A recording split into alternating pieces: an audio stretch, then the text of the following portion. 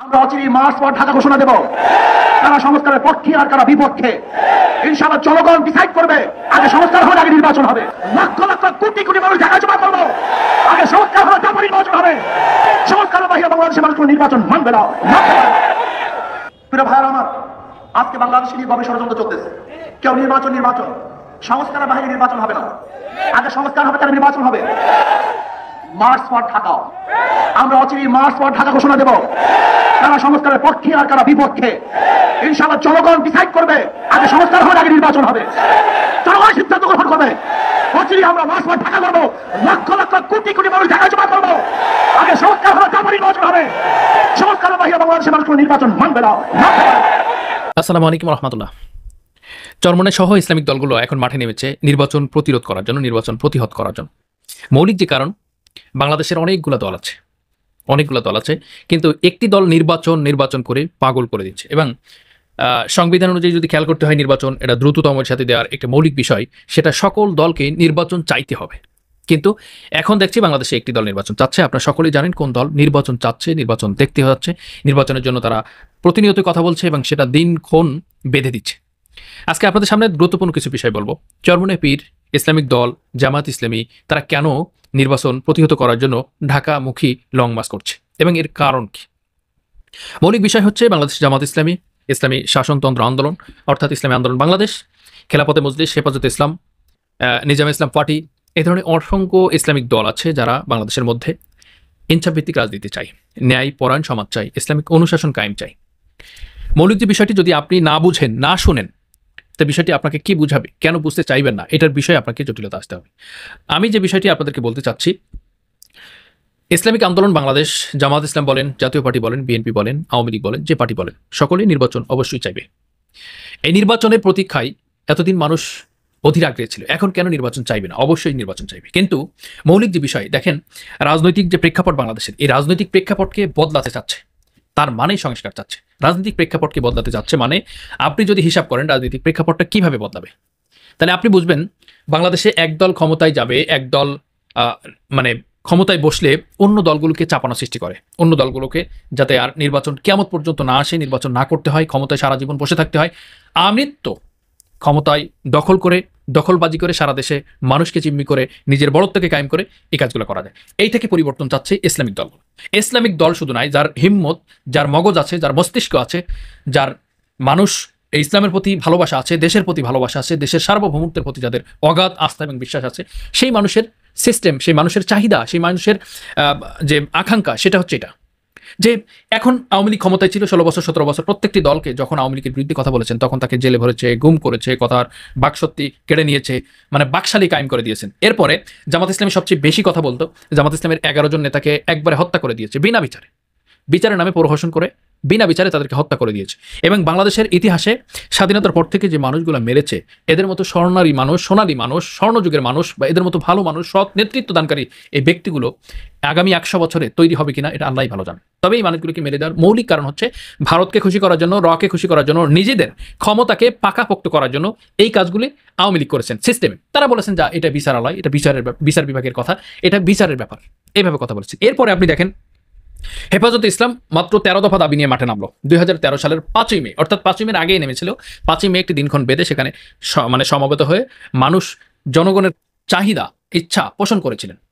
এই ইচ্ছা পোষণ করতে যে নিজেদের জীবন দিতে হলো, রক্ত ঝরাতে হলো, শহীদ হতে হলো, মার খেতে হলো, পঙ্গু বরণ করতে হলো, কত কিছু করতে হলো।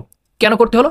ক্ষমতার কারণে করতে হলো। এই ক্ষমতাটা এত লোভী যে ক্ষমতায় থাকার জন্য ফেরাউন, নমরুদ, সাদ্দাতরা যারা চেষ্টা করেছে বিগত দিনগুলোতে, ইতিহাসে আছে, পৃথিবীর বুকে ইতিহাস, নিকৃষ্টতম ইতিহাস হয়ে আছেন, সেই ক্ষমতাকে দখল করার জন্য, ক্ষমতার চেয়ারকে দখল করার জন্য, নিজেদের পাওয়ারকে ঠিক রাখার জন্য যে কাজগুলো করতো, সেটা হচ্ছে এই ক্ষমতা কেন্দ্রিক।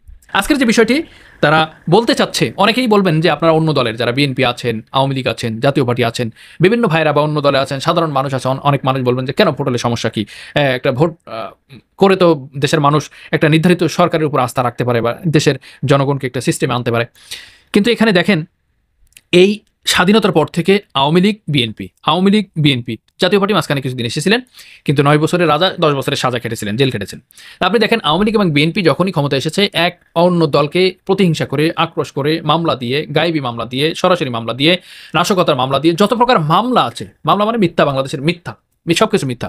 এই বিষয়টি নিয়ে একটা দল আরেকটা দলকে প্রতিহত করেছেন, মানে তাদেরকে দাবানোর চেষ্টা করেছেন। এই সকল সিস্টেম আওয়ামী লীগ এবং বিএনপি করেছেন। আপনি খেয়াল করেন, আওয়ামী লীগ আর বিএনপি স্বাধীনতার পর থেকে যতবারই ক্ষমতা এসেছে, এ দল ওকে বলে, ও দল একে বলে, প্রত্যেকটা দলই ভালো। কিন্তু বাংলাদেশের বাঙালি নেচার হচ্ছে কি, একটি দল 5 বছর থাকার পরে ওই দলটি আর ভালো লাগে না, আবার একটি নতুন দলকে আনতে হয়। নতুন দল তার দ্বিতীয় কি হতে পারে, বাংলাদেশের বড় বড় দল যেগুলো কি বিএনপি আর আওয়ামী লীগ। তাহলে এখন আওয়ামী লীগ আছে, আগামীতে বিএনপিকে দিবে। বিএনপি আবার সমস্যা হয়ে গেছে, দুর্নীতি করে গেছে, বিভিন্ন রকম সমস্যা করে গেছে, এখন যাক আবার আওয়ামী লীগকে করি। এই ছাড়া গতি নাই।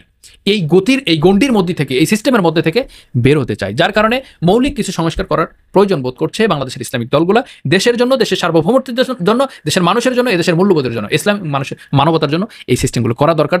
তাই তারা ঢাকা মুখে বা ঢাকা অভিমুখে লং মার্চ করতে চাচ্ছে, তাদের সিস্টেমই হচ্ছে। আপনারা জেনেছেন নিশ্চয় যে ইসলামিক দলগুলো সকলেই এক হচ্ছে বা আলোচনা হচ্ছে, এক পর্যায়ে ফাইনাল সমীকরণে মিলে গেছেন যে ইসলামিক সকল দলকে একটি বাক্স দিবে, মানে একটি ব্যালট বাক্স দিবে। সেটার ব্যাপারে আপনাদেরকে জানিয়ে রাখলাম, আগামী নির্বাচনে যখন সকল দল, ইসলামিক দলগুলো এক হয়ে নির্বাচনে মাঠে নামবে সারা দেশে, আপনারা নিশ্চিত থাকেন যে আগামী নির্বাচনে আওয়ামী লীগকে এনে বিএনপি নির্বাচন করার জন্য ব্যস্ততা হয়ে যাবে।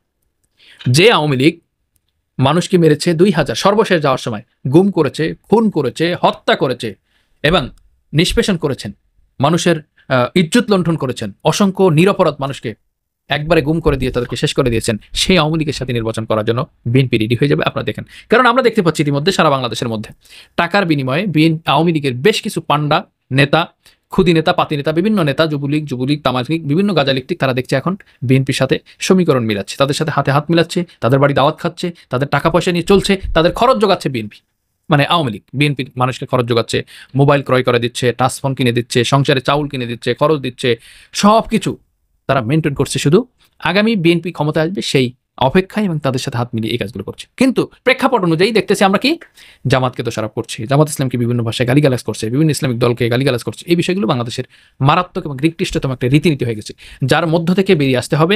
আর এই সংস্কার না করে জুলাই বিপ্লবের মধ্যে বা জুলাই বিপ্লবের পরে আপনি দেখেন যে স্পিড ছিল, সেই স্পিড কিন্তু নাই। প্রত্যেকেই ক্ষমতা নিয়ে ব্যস্ত আছে, প্রত্যেকেই।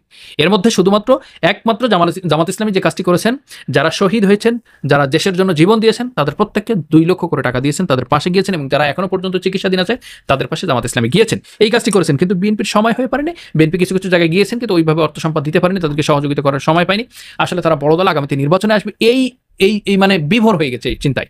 এই চিন্তা নিয়ে তাদের ঘুম হারাম হয়ে গেছে। এই বিষয়গুলো তারা মাথায় রেখে সামনে এগোচ্ছে, এবং আল্লাহ না করুক বাংলাদেশের পরিবর্তন যদি না আসে আগামী দিনে, বাংলাদেশ, সিকিম এবং ভুটান আর এই যে কাশ্মীর আর আরাকানের মতো অবস্থান হয়ে যাবে। কারণ টুপি রেখে কি করবেন আপনার, যদি কল্লা না থাকে টুপি রেখে কি করবেন? আপনারা দেখেছেন সুন্নি জামাতের এক ধরনের মানুষ নেমেছেন তাদের বিরুদ্ধে, তাদের স্লোগান হচ্ছে জামাত এবং শিবিরের নামের বিরুদ্ধে, অথচ তারা নেমেছেন ফিলিস্তিনের এই পক্ষে সহযোগিতামূলক কথা বলার।